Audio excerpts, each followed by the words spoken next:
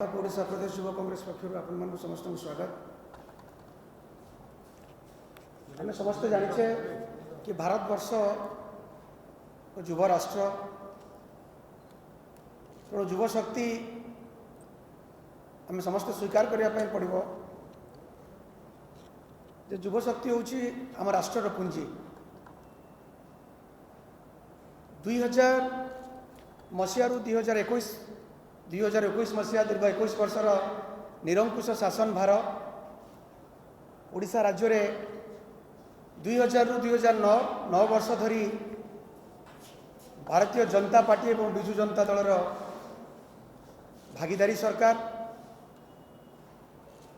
एवं 21 वर्ष धरी निरंकुश शासन भार भितर सबुठु बेसी जदि को वर्ग प्रताड़ित होती ओडिशा सरकार को द्वारा ता हूँ युव वर्ग।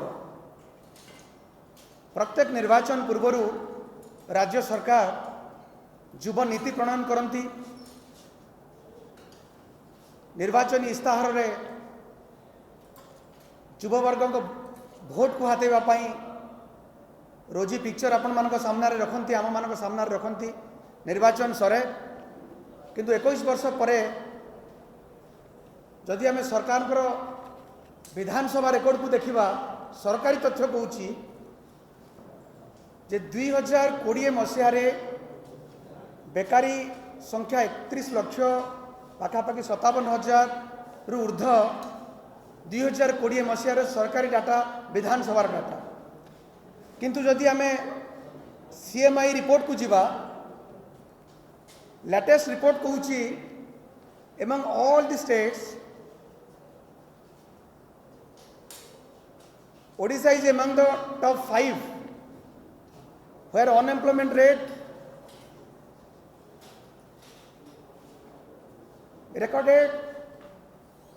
always recorded double digit।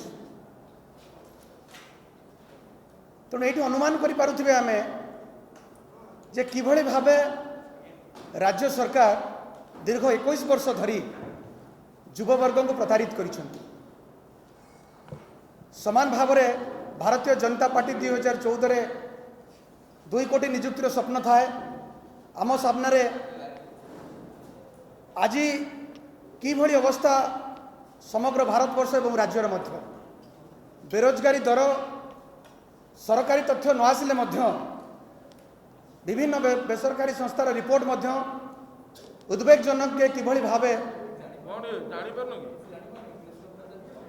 Unemployment समग्र भारतवर्ष एवं राज्य में उत्कट रूप नहीं। आज जो गुरुत्वपूर्ण विषय नहीं आम प्रेस वार्ता आम आपण मान अवगत निमंते जन रखापी चाहिए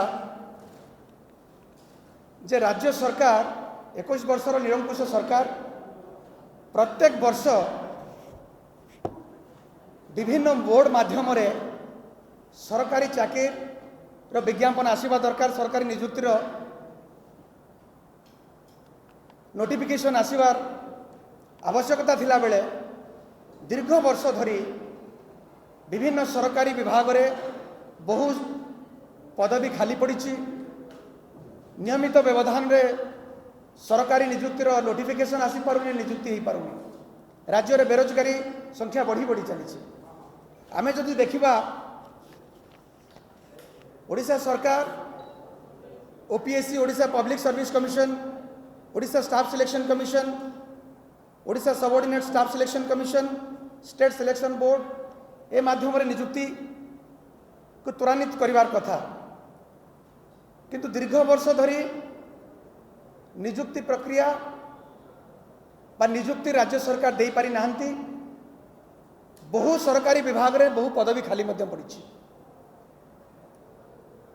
एवं द्वितीय प्रसंग होची बहु दिन व्यवधान रे जो बोर्ड आम कहलु आपण सामने तार जो निजुक्ति प्रक्रिया व्यवधान 5 वर्ष 7 वर्ष पर्यंत भी बहु विभाग निजुक्ति हो पारिनी। एवं सरकारी चाकरी बयस सीमा रखा जाइए साधारण वर्ग 32 वर्ष। आमको स्वीकार करने हम जे हायर एजुकेशन जड़े मेधावी छात्र विभिन्न शिक्षा हायर एजुकेशन सारा बेलू तार बयस 28 29 30 वर्ष हो जाଉଛି। नियमित व्यवधान में सरकारी चाकरी नोटिफिकेशन होना अर्थात बहु मेधावी छात्र छात्री सरकारी चाकरी आवेदन करिवारु वंचित होउछन्ते। यहाँ आम स्वीकार करने पड़े। बारंबार सरकार को निकट में मुख्य शासन सचिव निकट में आपको नहीं अभियोग सरकार कहीं ए जुक्ति को बा ए आवेदन को ग्रहण करूना ता निश्चित भाव सन्देहजनक। किंतु आमको आपण अवगत निमंते कही रखापी चाहिए जे केवल ओडिशा बोली नुहे अन्य राज्य देशर बहु राज्य नजीर अच्छी जो राज्य रे बयस सीमा सरकारी चाकरी बयस सीमा साधारण वर्गों Goa 45 years, Telangana 44 years, Assam 44 years, Uttarakhand मध्य 42, आंध्र प्रदेश 42, हरियाणा 40 इयर्स, उत्तर प्रदेश 40, राजस्थान 40, त्रिपुरा मध्य 40 इयर्स, वेस्ट बेंगल भली राज्य 40 इयर्स, मध्य प्रदेश 40 वर्ष। किंतु 1999 मसीहा ठारू वर्तमान पर्यंत राज्य सरकार सरकारी चाकरी रे साधारण वर्गों बयस सीमा एवं भी 32 वर्ष सीमित रखिंट। आपण अवगति निमंते कही रखापी चाहिए एवं राज्य सरकार बहु सरकारी पदवी रे नियुक्ति देवाई नोटिफिकेशन देइछन्ति। Ayurvedic medical officer, dental surgeon, scientific officer group B, medical officer assistant surgeon, assistant executive engineer, civil, panchayat raj एवं drinking water department, assistant director Odisha statistics and economic survey, assistant director of sericulture textile handicrafts ये विभाग में 2020-2021 notification आसी। बहु मेधावी छात्र छात्री ए विभाग में आवेदन करने सरकारी चाकरी आवेदन करने वंचित होती। 32 वर्ष जेहेतु बयस सीमा धार्य करा जायछि सरकार के पक्ष कहिबार कथा होछि नियमित व्यवधान रे सरकारी नियुक्तिर नोटिफिकेशन आसुना, नियुक्ति हो नहीं, अनएम्प्लॉयमेंट रेट बढ़ी चली। जदि 32 वर्ष रु आमे सरकारी आवेदन को 42 वर्ष साधारण वर्गों करा जाए निश्चित भाव आवेदनकारी संख्या बढ़िबो ताको आमे स्वीकार करबा एवं योग्यतम प्रार्थी मानक मध्य गोटे प्रतियोगिता मनोभाव आसिबो एवं सेथि मध्यरु आमे प्रतियोगितामूलक मनोभाव नहीं जो माने योग्य विवेचित हेबे सेमानकर दक्षता को नहीं राज्य सरकार बा आम राज्य विकसित हो बा सेमानक दक्षता को विनियोग करि पारिबो। आवेदनकारी संख्या बढ़िले नियुक्ति प्रक्रिया केबे बाधा प्राप्त हेबो नाही। ये जुक्ति सरकार जदि रखिबा पई चाहुतिबे निश्चित भाव दुर्भाग्यजनक। आवेदनकारी संख्या बढ़ू गोटे प्रतियोगिता मनमूलक भाव प्रतियोगितामूलक भाव आवेदनकारी मध्य हो योग्य प्रार्थी नियुक्ति पाते। तेणु सरकार पाखरे आपण माध्यम आज प्रश्न आम यह रखापी चाहिए सरकार श्वेतपत्र प्रथम जारी करंतु केउ विभाग रे केते पदवी खाली रही, केउ विभाग रे सरकारी विभाग रे केते पदवी आज पर्यंत खाली रही सरकार श्वेतपत्र माध्यम राज्यवासी को जनातु। एवं द्वितीय प्रश्न मध्य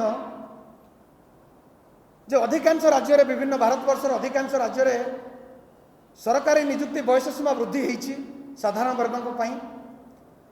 आम राज्य रे बयस सीमा वृद्धि न करिवार प्रकृत कारण कौन, कहीं बयस सीमा वृद्धि करा न जीव।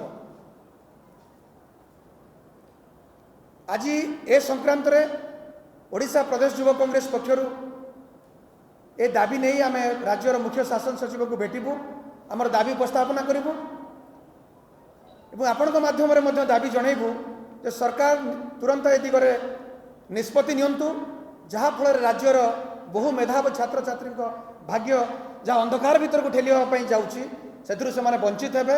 आम राष्ट्र जी पुंजी युवपीढ़ी से न्याय पाइबे, बहु मेधावी छात्र छात्री न्याय पाइबे। धन्यवाद। Please like, share and subscribe to our channel, and your comments are valuable as well.